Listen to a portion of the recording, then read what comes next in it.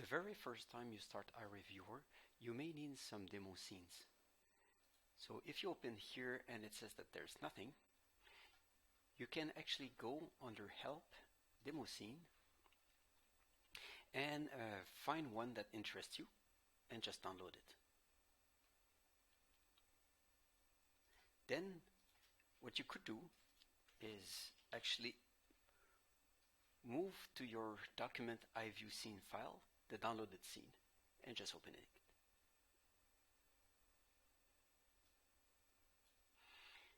The window can be reorganized the way you like, so you can move your scene graph to somewhere else, like this. You can also enable the developer edition that gives you even another tab here, options, for advanced users.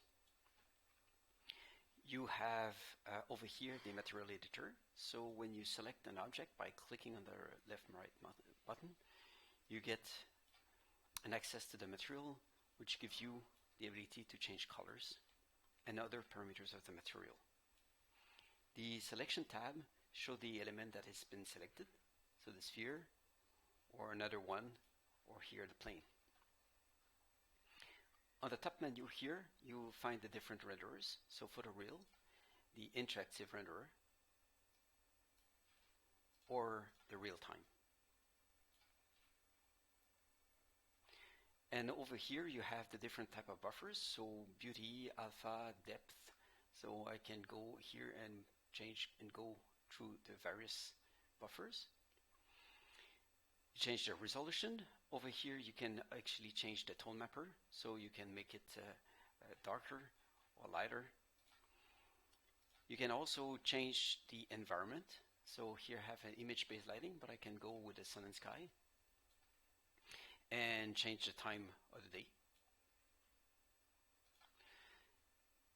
You can change the camera interest just by clicking here, and so now the camera will orbit around that point. You can also double click and that will do the same. Here are various cameras in the scene. So right now there's only one camera saved, but I can come back to the original camera. Here the tone mapper has been reapplied as the original one.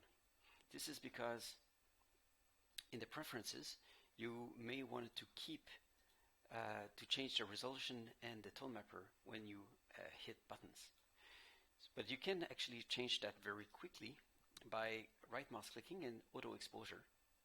And it may need a little bit of hitting points because we're so far away, but you can also press the E key to auto exposure and coming back with the tone mapper that you had in the beginning. You can also enable here manipulators, so objects can be moved in the scene. If you hold the control key, you can actually also change the scaling, and with the Alt you can rotate. Finally, this preferences here allows you to change all kind of things, also for example descaling. So this gives you it scales down the image a little bit, but makes the rendering way faster when you move, and you can actually change this to very higher descaling, which gives a very high frame rate. In the hardware you can choose which graphic cards you want. In the rendering here, this gives you the ability to change the rendering scheduler to interactive or batch. For clustering, and if you have extra paths when you load scenes. So down here you have also presets, MDL presets.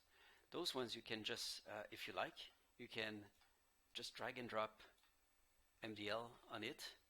For example, just carbon fiber on that. And you can also search for something, like say glass, and just find this glass here, and just put that over there, or very transparent one.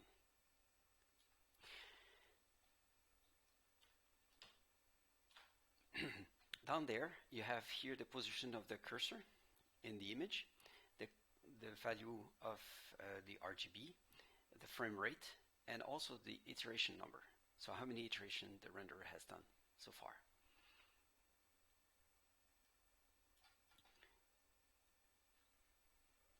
And this concludes the first introduction of Iray Viewer.